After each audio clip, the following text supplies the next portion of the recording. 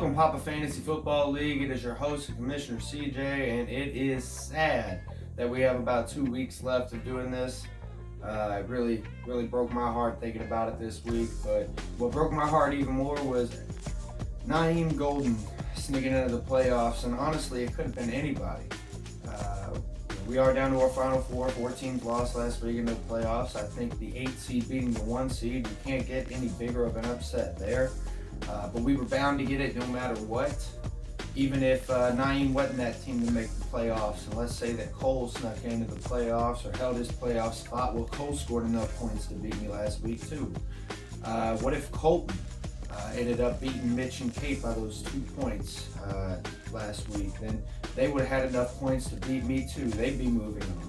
What about Ryan? What if Ryan won and got himself into the playoffs? Well, yeah, Ryan, again, would have had enough points to beat me and move on to the second round of the playoffs. So if you missed that 8 seed, definitely feeling salty as the weird became true and I took my second L of the year.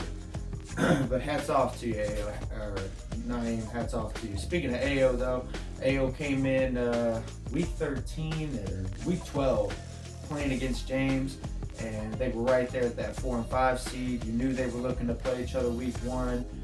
James with the W in week 12. We go into the playoffs. Now James sits at the 4, AO sits at the 5. They play round 1 of the playoffs, and AO goes down again. James, you got here after beating AO 2 times, and you haven't scored under 108 points since week 7. So coming in like a powerhouse for that Christian McCaffrey and Deshaun Watson team.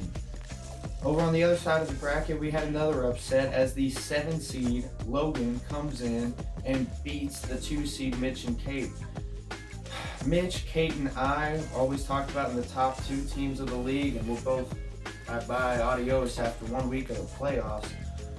Logan is 3-3 in his last 6 weeks.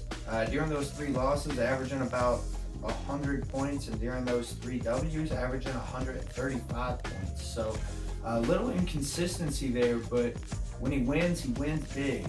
He scores a lot of points. And going up against Joey this week, Joey, who's now sitting at 10-3 and cooled off Matt Clark, hot Matt Clark, after Matt won 3 straight to get into the playoffs. Joey sat him down straight, and Joey scored over 128 points in 4 of his last 6 weeks. Tom Brady, Alvin Kamara, Keenan Allen squad looks really good, and I think the X factor is Justin Tucker down there at that kicker spot. So Joey versus Logan this week.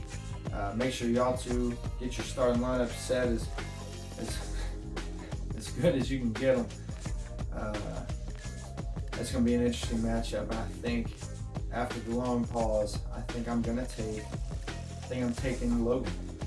I think I am. I think I'm going to take Logan. I think Logan's going to score over 130 and take that dub out from under you, Joey, and he will go meet Naeem or James. Naeem or James. Those two have really good teams. I mean, it's Lamar Jackson versus Deshaun Watson. What a matchup. I think. James, you haven't scored under 108, like I said, since week 7. I think that's great. And Naeem, you've averaged 112 over all of the last 6 weeks. Made the playoffs after beating Joey, and Joey had his lowest scoring since week 2 of the league. He beat me round 1 of the playoffs, and I scored my lowest since week 7. So I'm gonna take Naeem. I'm gonna ride the Lamar Jackson train, and I think that Naeem scores 114 and just enough, and James just has an off week, and Naeem scoots his way into the finals versus Logan for our Papa Fantasy Football League. That's my future. That's how I predict it. I know the rest of the league, like myself, will keep our eyes open and seeing how it unfolds. Get your starting lineup set for that Bears-Cowboys game tonight. Man, there can only be one. There can only be one.